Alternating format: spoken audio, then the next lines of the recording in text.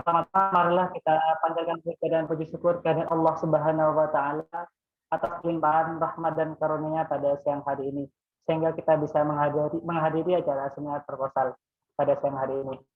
Sebelum mulai seminar proposal pada pada siang hari ini, marilah kita buka acara seminar proposal ini dengan bacaan bismillah. Bismillahirrahmanirrahim.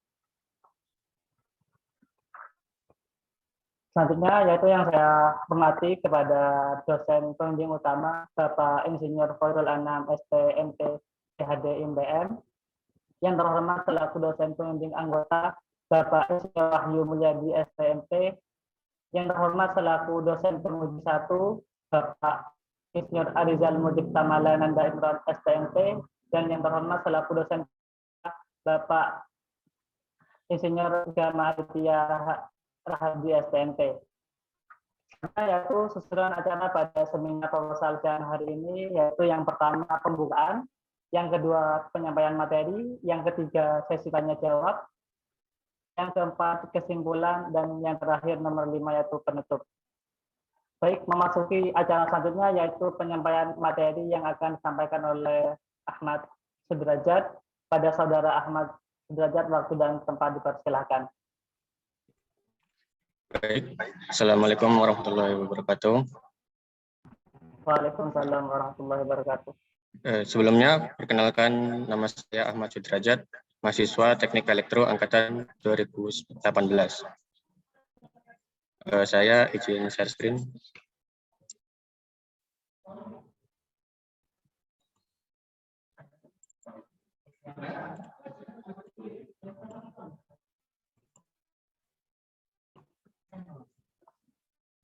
Apakah sudah terlihat? Sudah. Baik. Terima kasih kepada dosen DBU saya, Insinyur Khairul Anam STMT PhD IPM, kemudian Pak DPA saya, Insinyur Wahyu Muldayani STMT. Terima kasih juga kepada penguji 1 Bapak Insinyur Arizal Mujibta Mala Nanda Imran STMT dan Insinyur Gama Aditya Rahardi STMT. Pada kesempatan kali ini, izinkan saya untuk memaparkan tentang proposal skripsi saya dengan judul Kontrol Robot Tangan Berbasis Prediksi Kekuatan Genggaman Tangan dengan Sensor Autobook 13E200 menggunakan metode LSTM SHE.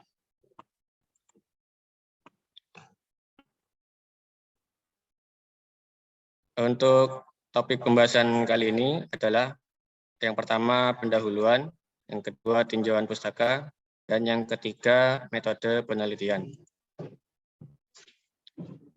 Yang pertama, saya akan menjelaskan latar belakang dari penelitian saya. Robot memiliki fungsi salah satunya menggantikan pekerjaan manusia. Salah satu jenis dari robot adalah robot humanoid yang merupakan robot dengan kemampuan untuk menirukan aktivitas manusia.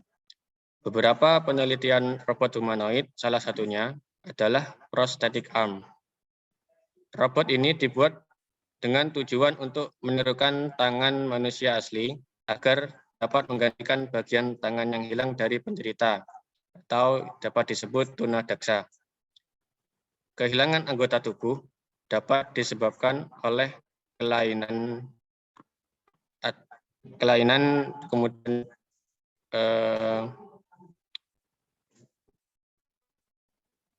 penyakit dan kecelakaan. Keberadaan dari prosthetic arm ini merupakan salah satu langkah terbiasa dalam bidang elektronika biomedika.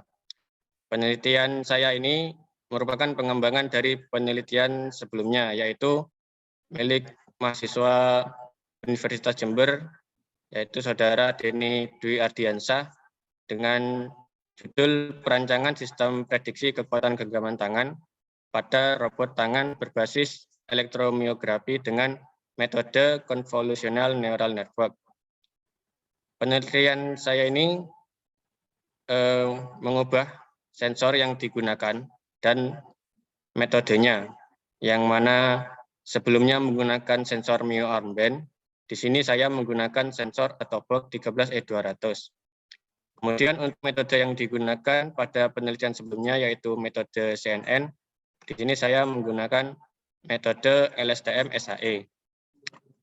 Penelitian sebelumnya itu menggunakan responden, yakni orang normal dan sehat.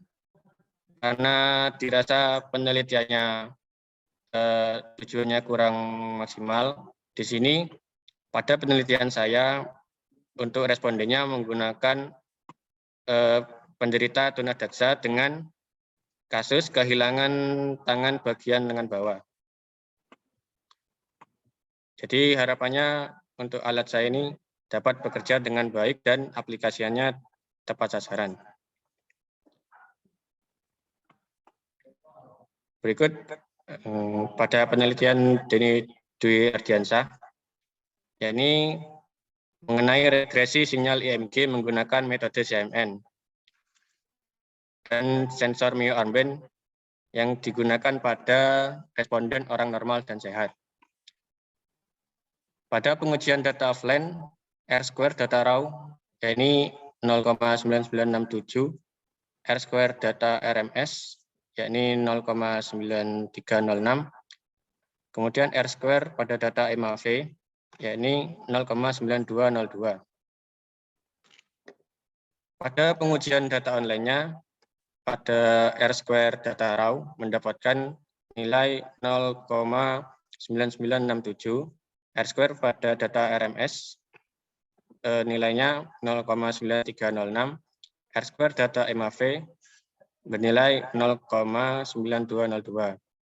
Di samping itu terdapat pengujian aktuator, di mana pada penelitian ini terdapat beberapa error, yakni rata-rata antara 2% hingga 8%, berbeda-beda dari setiap parameternya.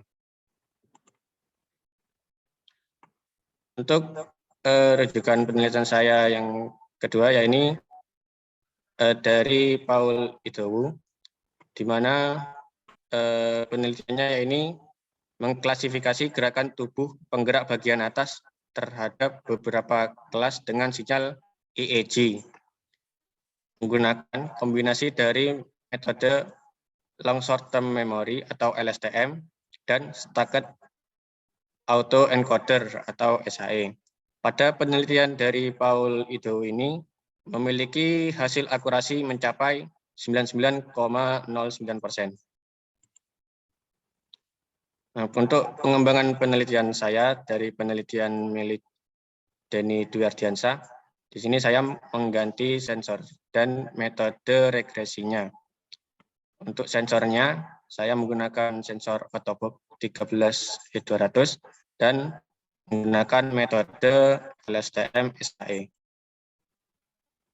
Untuk rumusan masalah yang pertama, ini bagaimana pengaruh sensor Atobox 13E200 dalam meningkatkan kinerja kontrol robot tangan berbasis LSTM SAE. Kemudian rumusan masalah yang kedua, ini bagaimana kinerja LSTM SAE sebagai metode yang digunakan untuk memprediksi kekuatan genggaman tangan menggunakan sensor Atobox 13E200. Batasan masalah pada penelitian ini metodenya yang digunakan hanya metode LSTM SAE. Kekuatan otot lengan diperoleh menggunakan hand grip dinamometer. Yang keenam, pengambilan data kekuatan genggaman tangan dilakukan terhadap orang normal dan penderita amputasi tangan. Yang ketujuh, target pencapaian penelitian ini yaitu memprediksikan kekuatan genggaman tangan dalam penggunaan robot tangan menggunakan sensor elektromiograf dengan metode LSTM SAE. Untuk tujuan penelitian ini yang pertama, membangun sistem prediksi kekuatan genggaman tangan menggunakan metode LSTM SAE. Yang kedua, yakni mengetahui cara kerja LSTM SAE dan mendapatkan informasi mengenai keakuratan prediksi metode LSTM SAE dalam memprediksi kekuatan genggaman tangan. Manfaat penelitian ini yaitu bertujuan untuk membantu penderita amputasi tangan agar mendapatkan alat bantu robot tangan yang dapat menggenggam dengan kekuatan sesuai keinginannya. Baik, untuk selanjutnya yaitu tinjauan pustaka. Yang pertama yaitu elektromyografi. Menurut J. Webster pada tahun 2006, elektromyografi adalah kajian yang membahas tentang deteksi, analisis, dan pemanfaatan potensi sinyal listrik dari kontraksi otot. Akuisisi data sinyal listrik yang dilakukan menggunakan elektromyograf. Ada dua jenis sensor yang dapat digunakan untuk merekam sinyal EMG, yaitu elektroda jarum dan elektroda permukaan. Umumnya, elektroda jarum digunakan untuk mengukur aktivitas unit motoris tunggal dan elektroda permukaan untuk mengukur unit-unit motoris. Cara kerja dari sensor EMG yaitu sinyal EMG diperoleh dengan cara meletakkan elektroda atau receiver pada permukaan kulit di luar otot yang ditargetkan. Elektroda yang menangkap sinyal area yang diberikan memperoleh sinyal berbentuk acak karena kontraksi dan relaksasi dari otot-otot gerak pada area tidak bersamaan. Ketika kontraksi dapat dilihat pada sinyal EMG memiliki amplitude yang tinggi. Untuk selanjutnya, prosthetic hand. Tangan buatan itu memiliki dua fungsi utama, yakni fungsi tampilan dan fungsi sebagai alat fungsional. Untuk robot tangan yang digunakan pada penelitian ini adalah robot rancangan tim riset JIDAS Universitas Jember. Pembuatannya menggunakan 3D printer dan merancang elektrikal dari robot tangan tersebut. Untuk selanjutnya yakni metode LSTM SAE. Untuk metode ini merupakan gabungan dari LSTM dan SAE. Untuk metode ini akan saya jelaskan nanti. Selanjutnya yaitu sensor atau box 13E200. Untuk sensor ini memiliki elektroda yang sangat sensitif, sehingga dapat bekerja bahkan dengan input sinyal otot yang rendah. Teknologi filter modern pada sensor ini memastikan elektroda jauh lebih sensitif terhadap interferensi elektromagnetik, baik frekuensi rendah maupun tinggi.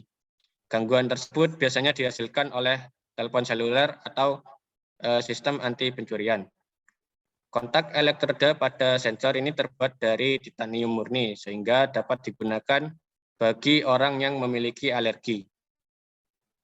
Selanjutnya yaitu Arduino Uno yang merupakan microcontroller berbasis ATmega 328 yang dapat diprogram dengan PC. Selanjutnya yaitu hand grip dynamometer. Alat ini digunakan untuk mengukur kekuatan genggaman tangan dengan skala Newton. Penggunaan alat ini ditujukan sebagai parameter dalam melakukan pengambilan data. Kemudian yang terakhir adalah NVIDIA Jetson Nano. Jetson Nano merupakan komputer artificial intelligence yang didukung oleh NVIDIA Jetpack SDK. NVIDIA Jetson Nano dapat menghadirkan artificial intelligence ke dalam platform dengan harga yang relatif murah, namun kinerjanya tetap bisa menjalankan beban kerja AI modern. Untuk selanjutnya, saya akan menjelaskan metode LSTM SAE.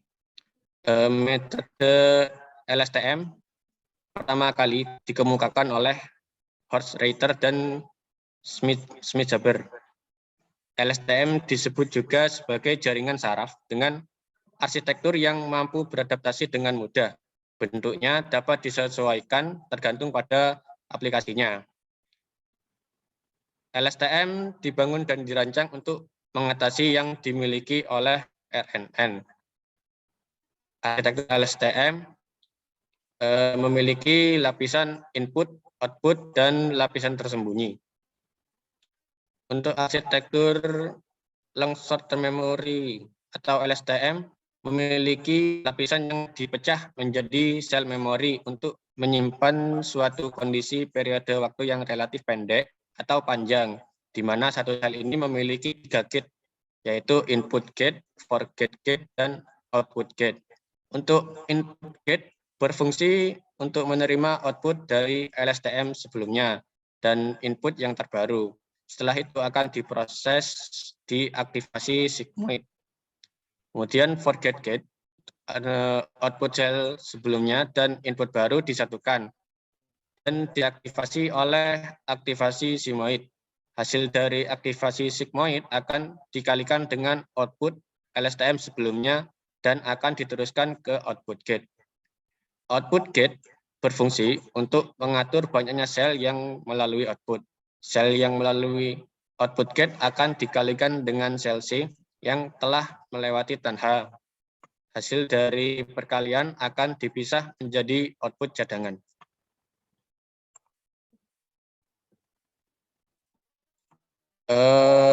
Kemudian metode LSTM tadi nantinya akan dikombinasikan dengan stack autoencoder atau SAE. SAE adalah pengembangan dari autoencoder yang merupakan salah satu jenis unsupervised learning yang memiliki 3 layer, yaitu input layer, hidden layer, dan output layer. Unsupervised learning itu adalah metode pembelajaran machine learning untuk menganalisis dan mengelompokkan data yang tak berlabel. Dalam proses training autoencoder terdapat 2 tahap, yaitu encoder dan decoder. Encoder itu adalah proses dimensional reduction untuk memetakan data input menjadi latent space. Kemudian decoder sendiri merupakan proses rekonstruksi dari latent space menjadi output. Stack autoencoder adalah melakukan penumpukan N autoencoder ke dalam N hidden layer, algoritma pembelajaran berlapis unsupervised, dan kemudian disempurnakan dengan metode supervised.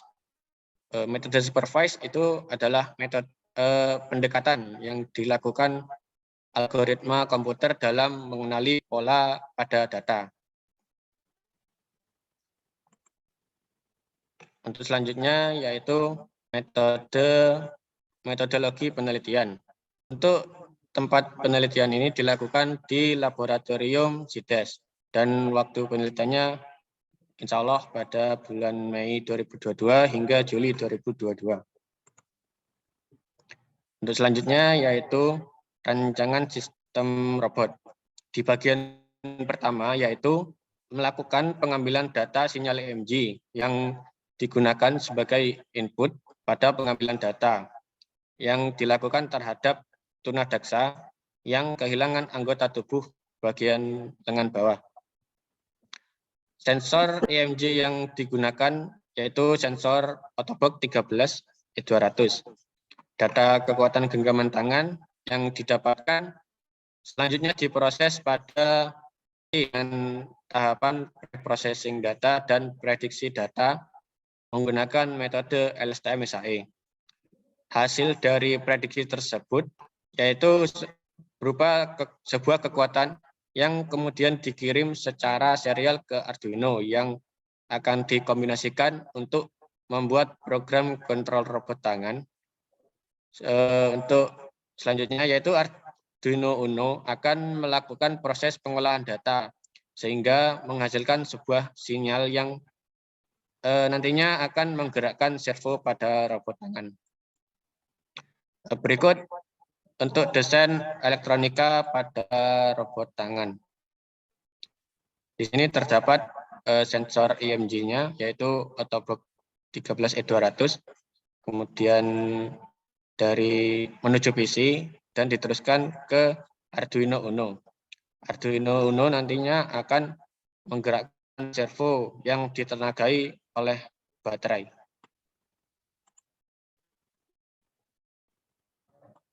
Untuk selanjutnya yaitu sinyal processing. Input yang digunakan merupakan hasil pengambilan data kekuatan genggaman tangan, yaitu sinyal EMG. Selanjutnya, sinyal melalui proses filtering menggunakan bandpass filter yang dilanjutkan dengan proses sliding window. Ukuran dari sliding window nanti yang digunakan secukupnya, karena semakin besar nilai dari sliding window, maka semakin lama proses trainingnya. Proses terakhir yaitu melakukan peramalan atau prediksi menggunakan metode LSTM SAE hingga menghasilkan nilai prediksi kekuatan genggaman tangan.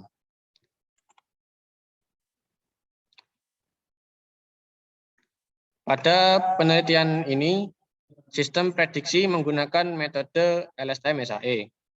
Metode ini adalah metode yang mengubah arsitektur dari autoencoder asli dari basis jaringan saraf feed-forward menjadi basis jaringan berulang LSTM. LSTM SAE didasarkan pada konsep bahwa jaringan dari metode ini sesuai untuk memodelkan data deret waktu dan juga mampu menggantikan inisialisasi bobot secara acak dalam jaringan berulang. Berikut untuk flowchart pada penelitian ini. Dari mulai, kemudian muncul input data EMG dan kekuatan parameter kekuatan genggaman tangan dari hand grip dinamometer. Kemudian untuk data sinyal EMG, defiltering dan windowing. Dari situ kemudian diteruskan untuk melakukan training data menggunakan LSTM SAE yang nantinya akan menghasilkan prediksi kekuatan genggaman tangan. Jika prediksinya tidak akurat, maka robot tidak bergerak sesuai prediksi kekuatan genggaman tangan dan kemudian akan melakukan training lagi. Jika prediksinya akurat, maka robot akan bergerak sesuai dengan keinginannya.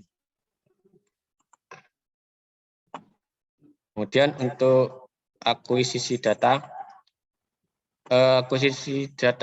yang dilakukan yaitu mengumpulkan data kekuatan genggaman tangan.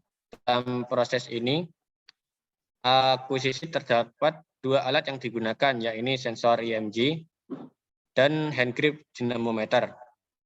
Untuk sensor EMG itu digunakan untuk merekam aktivitas sinyal otot, dan untuk hand grip dinamometer untuk sebagai parameter kekuatan genggaman tangan. Berikut untuk rencana pengujian data. Yang pertama yaitu data offline diperoleh dari proses training data dari awal pengumpulan data sampai ke metode LSTM SAE. Hasil dari training tersebut merupakan data offline.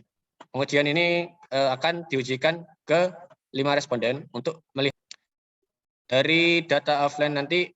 Tujuannya yaitu mengetahui keandalan metode LSTM SAE dalam memprediksi gerakan tangan sebelum dilakukan pengujian online. Untuk pengujian data online atau real time ini diambil secara langsung dari responden dengan penderita kehilangan anggota lengan bawah. Untuk sebelumnya yang data offline itu dilakukan terhadap orang normal sehat. Lanjut pada pengujian data online, sensor EMG nanti dipasangkan ke responden secara langsung dan diteruskan pada robot tangan pada saat itu juga. Untuk pengujian ini tujuannya untuk mengetahui keakuratan dari prediksi metode. Selanjutnya yaitu pengujian aktuator robot. Pengujian aktuator robot ini merupakan pengujian untuk mengukur sudut putaran dari motor servo setelah hasil prediksi dengan metode LSTM SAE. Pengujian ini menggunakan busur untuk melihat tingkat kesesuaiannya yang ditentukan dengan sudut yang dihasilkan. Jika sudut yang dihasilkan memiliki ukuran yang sama dengan nilai sudut yang ditentukan, maka dapat disimpulkan bahwa sistem prediksinya sudah akurat. Berikut untuk referensi yang saya kan. Sekian dari saya, kurang lebihnya mohon maaf, saya kembalikan ke moderator. Baik, terima kasih atas presentasinya yang telah dilakukan oleh Saudara Mas Derajat dan disampaikan dengan jelas dan baik. Baik, untuk sesi selanjutnya yaitu sesi tanya jawab kepada audiens, mungkin ada yang mau ditanyakan. Untuk jumlah pertanyaan itu maksimal 2 pertanyaan. Silakan.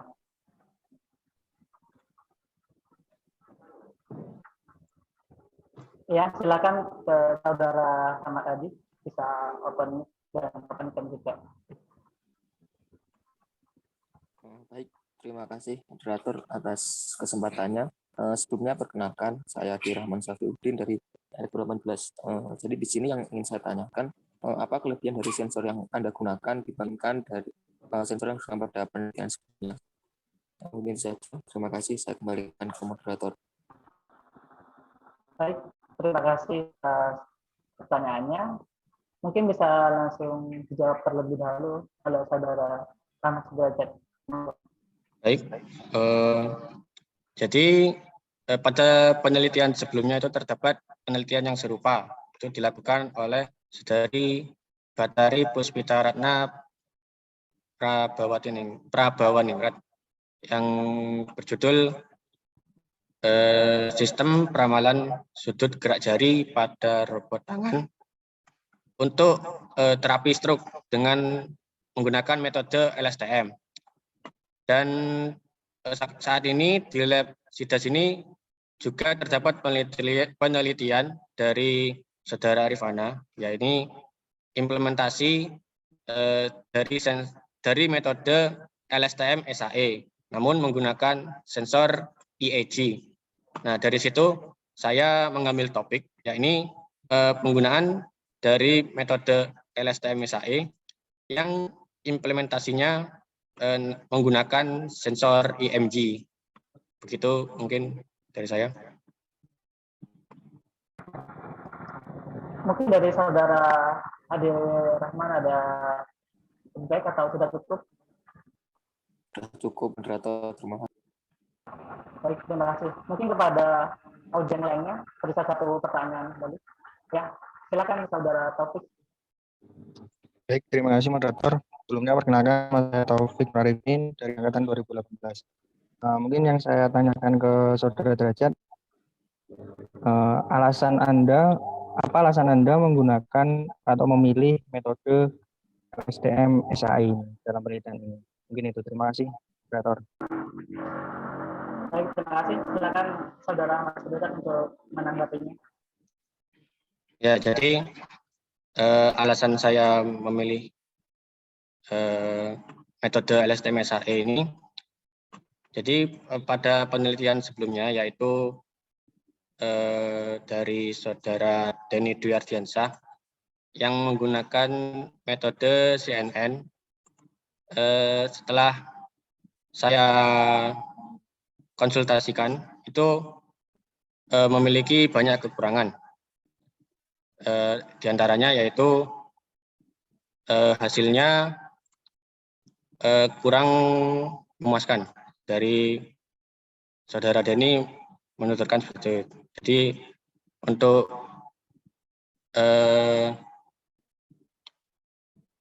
ya hasilnya masih kurang dapat diimplementasikan pada orang penderita tunadaksa.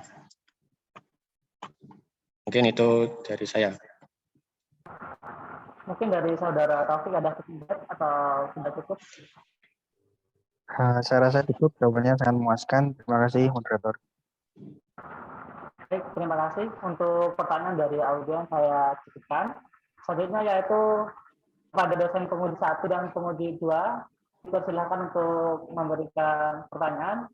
Kepada dosen pengudi 1 terlebih dahulu dipersilakan. Halo, suara saya bisa didengar? Ya, Pak. Bisa, Pak. Oke. terima kasih Mas Moderator. Mungkin saya nggak banyak tanya ini ya, karena kan ini lanjutan dari yang sebelumnya. Cuma ada beberapa yang ingin saya ini kali dikit. Kan tadi ada beberapa pertanyaan dari teman-teman rekan mahasiswanya itu ya, terkait apa namanya sensornya, terus terkait apa namanya metode ya. Yang pertama itu kan tadi yang tahun kemarin kan menggunakan IMG ya, terus pindah ke yang sekarang Masih ini. IMG hanya menggunakan sensor yang berbeda, Pak. Oh, berbeda. Oke.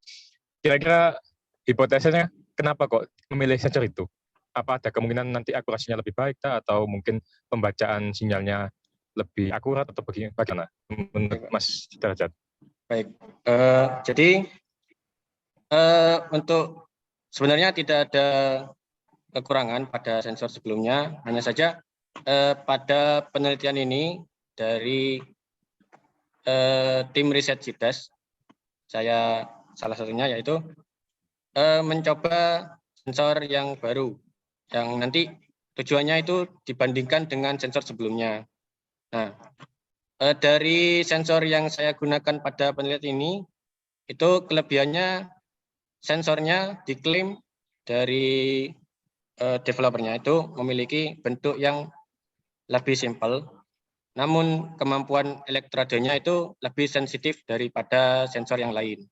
Seperti itu, Pak. Oke, berarti memang dari vendornya ini ya, dari pabrik resminya ya, mengatakan seperti itu. Oke. Berarti kan aslinya apa? Alasannya ada logis dari sananya ya, tinggal diuji lagi nanti. Selanjutnya kalau metodenya Mas, kenapa kok yang dipilih itu yang ini? Oke, Pak. Jadi ini kan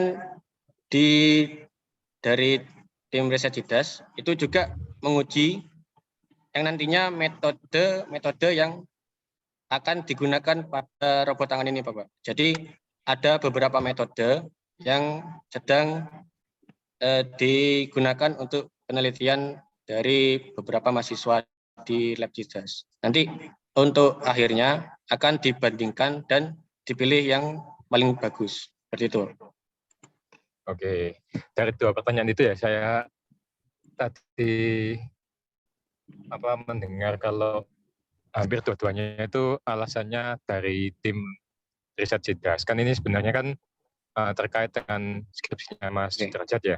Kalau bisa lain kali nanti alasannya itu merupakan dari Mas Derajat sendiri, bukan dari orang lain. Karena mungkin tadi tentang sensornya itu Mas Derajat bisa dapat dari jurnal, dari apa, sehingga ini bisa membagi kinerjanya, ini bisa mempersimpel dari ininya perangkaiannya. Jadi itu Mas ya. Nanti lain kali kalau ini membuat atau menjawab suatu permasalahan itu ininya base-nya itu dari penggaliannya Mas Derajat sendiri, itu ya.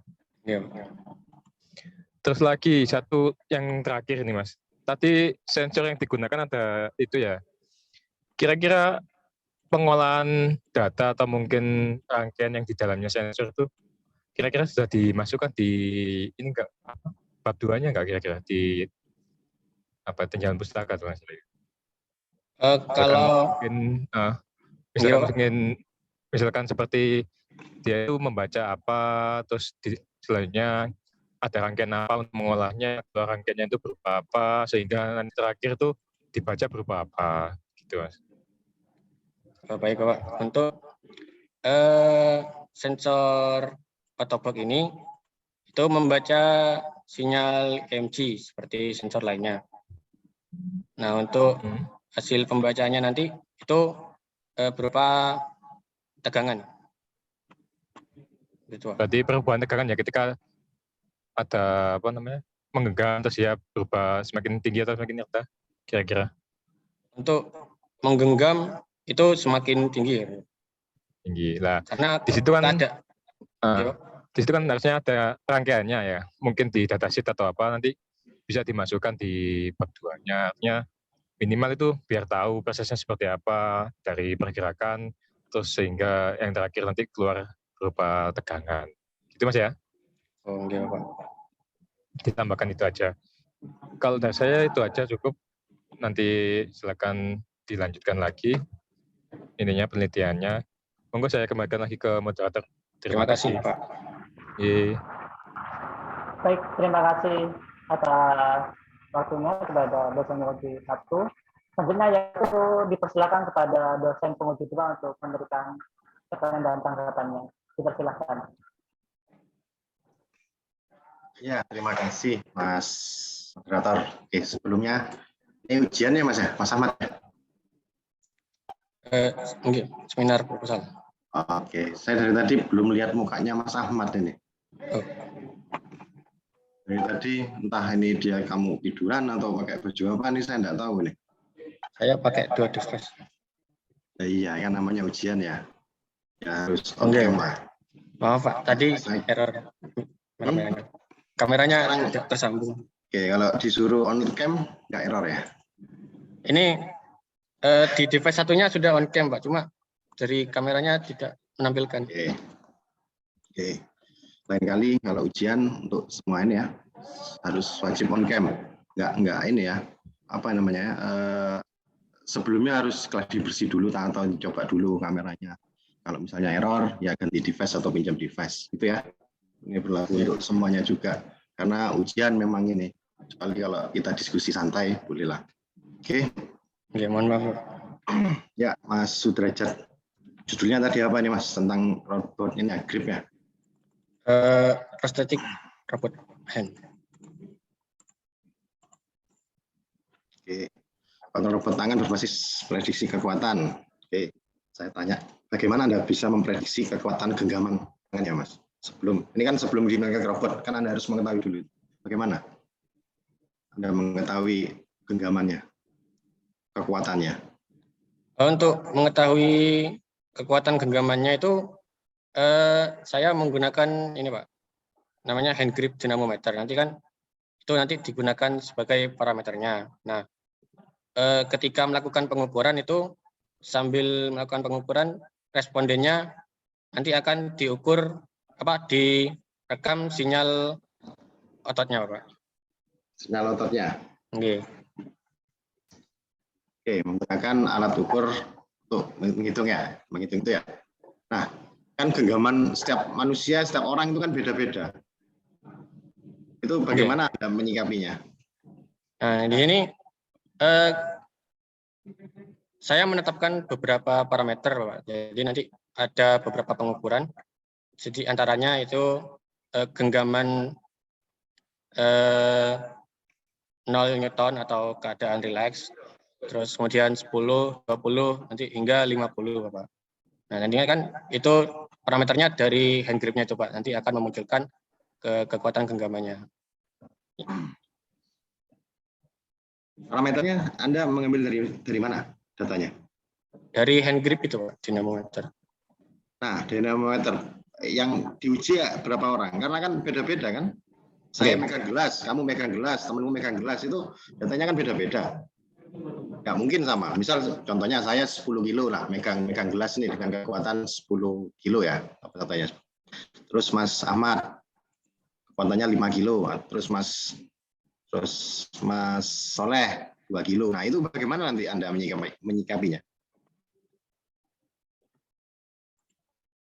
Kan nggak mungkin sama-sama kekuatannya sama semua. Saya sama Mas Ahmad sama Mas Soleh kekuatannya sama 10 kiloan semua. Kan kekuatan genggaman itu beda-beda setiap orang.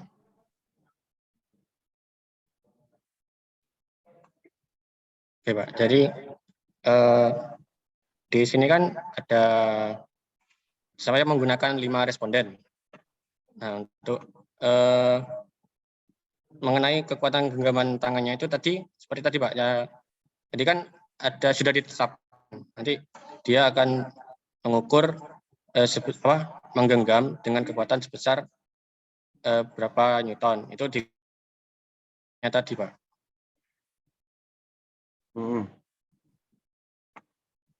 Berarti diambil rata-ratanya, dipukul rata semua? Harusnya menurut saya sama. Sama. Kalau gelas oke lah bisa sama. Tapi kalau benda-benda yang ini seperti telur, seperti apa yang keras sedikit pecah, bagaimana Anda ininya kalau dipukul rata?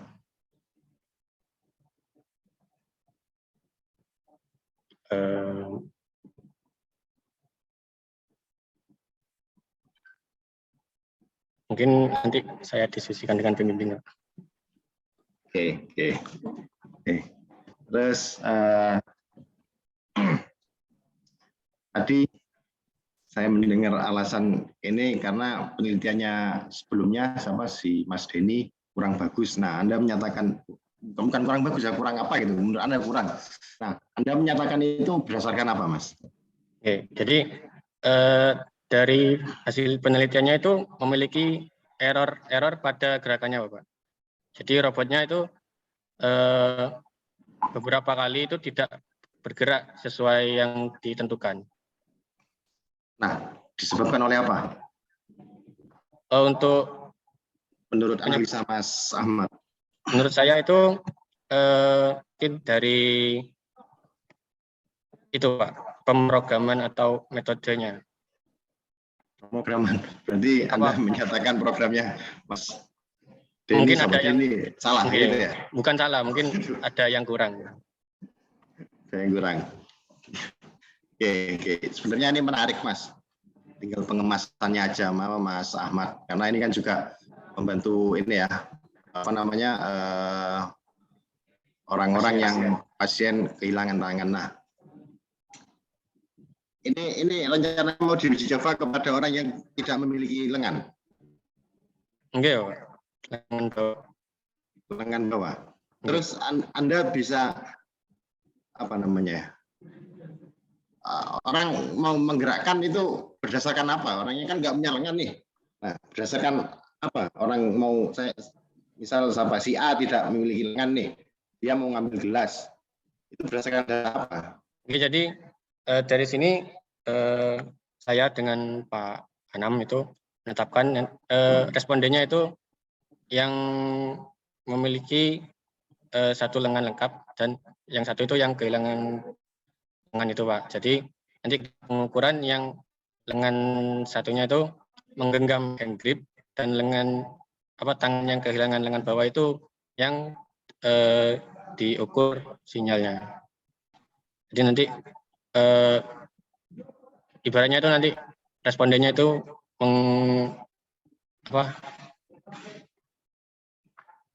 membayangkan itu tangannya itu Pak seperti menggenggam itu Pak. Berarti respondennya masih memiliki salah satu tangan ya? Oke. Oh, jadi misal tangan kiri genggam, tangan kanan nanti pakai hand grip itu ya, robot itu menggenggam gitu ya? Oke Bapak. Yakin bisa untuk mengerjakan Mas Ahmad? Bisa. Yakin ya? Yakin. Oke. Ya kalau yakin ya sudah. Oke lah, itu cukuplah itu aja. Terima kasih. Kembalikan lagi ke Mas Moderator. Oke, sekali lagi untuk semua ya, Mas Ahmad juga kalau ujian wajib on cam. Iya Pak. Ya. Oke. Ya, terima kasih. Baik, terima kasih atas saran serta pertanyaan dari dosen penguji 2. Selanjutnya saya persilakan kepada dosen pembimbing utama dan dosen pembimbing anggota. Terlebih dahulu saya persilakan kepada dosen pembimbing utama. Waktu yang tadi dipersilakan.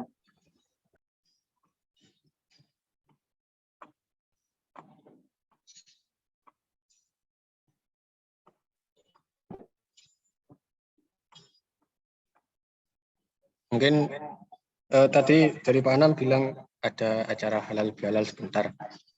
Mungkin bisa di Pak Wahyu dulu.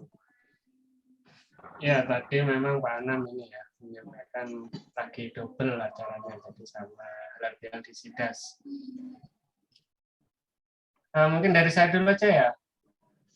Iya, Pak. Monggo. Kalau saya sendiri sih, yang diinfokan Pak Gama ujian on cam itu mahasiswanya ya. Iya. Biasanya gimana Pak Gama? Harus on cam? Ya Pak Kamal udah ini. Ya kalau saya sih ini waktunya kalau pengen lulus tepat waktu mepet sekali ya. Derajat kurang 2,5 bulan.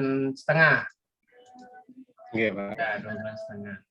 Itu aja sih yang harus derajat kejar. Jadi saya harapkan jangan sampai molor. Jadi fokus saja ke sini, kerjakan sesuai yang tadi dihasilkan ini ya, saran-saran dari penguji juga nanti didiskusikan dengan pembimbing ya. Itu jadi fokus ke ini ya, ke skripsinya gimana derajat mampu 2,5 bulan. Harus mampu, Pak. Harus mampu ya, ya sip ya kalau gitu ya. Ini semua ini kayak siapa ini Adi, Taufik dan lainnya, kecuali Afid ya. Kecuali Muhammad Afif. Itu ya. Yang lainnya ini segera kejar ya. 12,5 itu cepat sekali waktunya. Kalau kalian nggak fokus, maka akan tertinggal ya. Ya itu aja dari saya, moderator. Saya kembalikan. Baik Bapak, terima kasih. Mungkin dari penguji 1 dan penguji 2 dan Ini PTU. Pak Anam chat ya di suara saya kurang jelas. Oke, Pak Anam. Oke, Pak Ana mungkin saya persilakan terlebih dahulu kepada Pak Ana, mungkin ada yang mau disampaikan terkait respon dari penguji 1 dan penguji 2. Monggo, Pak Ana. Saya kok nggak jelas ya suaranya. Gimana? Tak ini dulu tak komentar sebentar. Ini Zebro komentar sebentar. Suaranya saya jelas. Jelas, Bapak. Oh, Silakan, Pak. dalam oh gitu bro. Itu kok aja. Betul, kalau ngajukan itu perbaikan ruangan, betul dia. Sudah ke Mbak Mas. Oh, betul biasa bro. Pokoknya penting bisa diperbaiki. Iya bro, siap. Tes. Terdengarkah suaranya? Terdengar, Pak. Oh, Terdengar, Pak. tadi di dalam suaranya saya nggak begitu jelas. Mohon maaf Pak Gama sama Pak Tama sama Pak Wahyu. Ya mungkin intinya tadi semua masukan nanti di catat ya Mas ya. Nanti bisa kita diskusikan bersama Pak Wahyu untuk perbaikannya. Yang jelas harus jelaskan clear beda yang sebelumnya, metodenya apa, perbaikannya di mana, kan nanti perlu komparasi dengan hasilnya dari sebelumnya, sehingga betul-betul ini tidak hanya pertukar metode gitu, tapi kan kalau dari sisi saya kan real time-nya itu jelek, kan gimana ini bisa lebih baik kan gitu, karena kan mau dikirim ke orang beneran nanti jelek kan orangnya nggak senang gitu ya. Jadi bukan berarti ganti metode, tapi hanya ganti metode, tapi ada upaya perbaikan gara-gara yang sebelumnya belum baik hasilnya. Jadi perlu ada nanti memang komparasi dengan sebelumnya. Mungkin begitu Pak Wahyu, Pak Tama, matur nuwun masukan-masukannya. Halo. Iya, Pak. Matur nuwun, Bapak.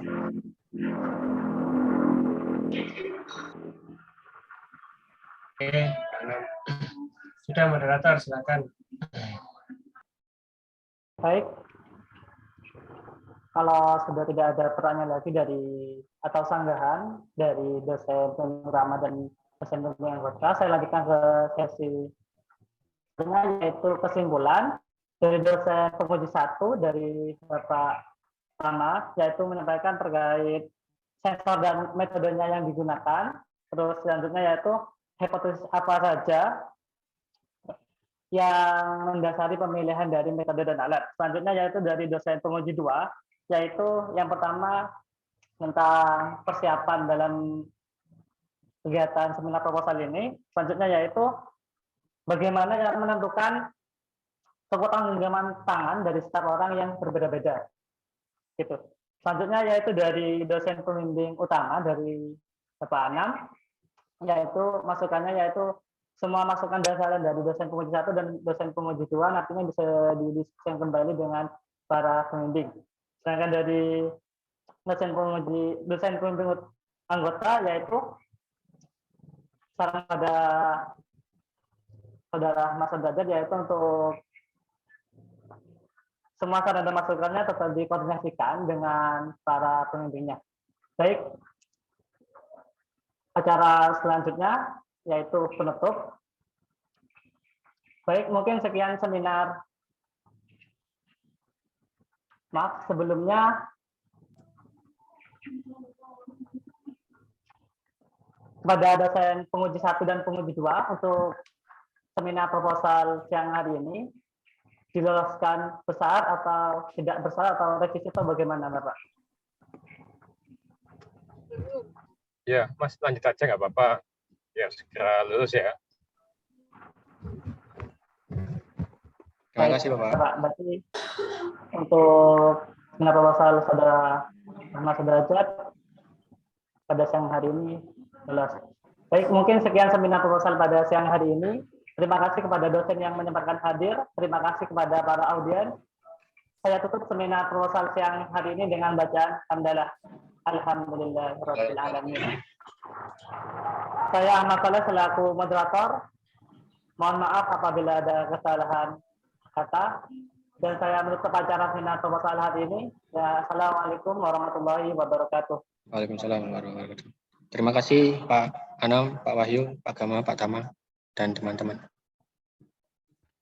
Oke, sami-sami izin live, Bun, Pak Anam, Pak Wahyu, Pak Gama.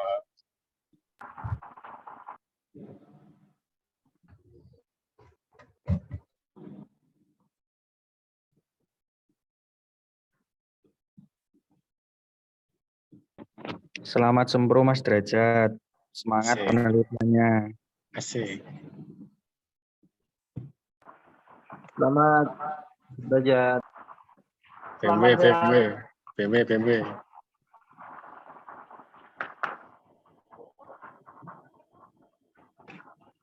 Info badminton. Chat. Ya, PPTmu ini dasarnya bisa nggak? Pak Anak. Celali videonya di N, terus di N borong.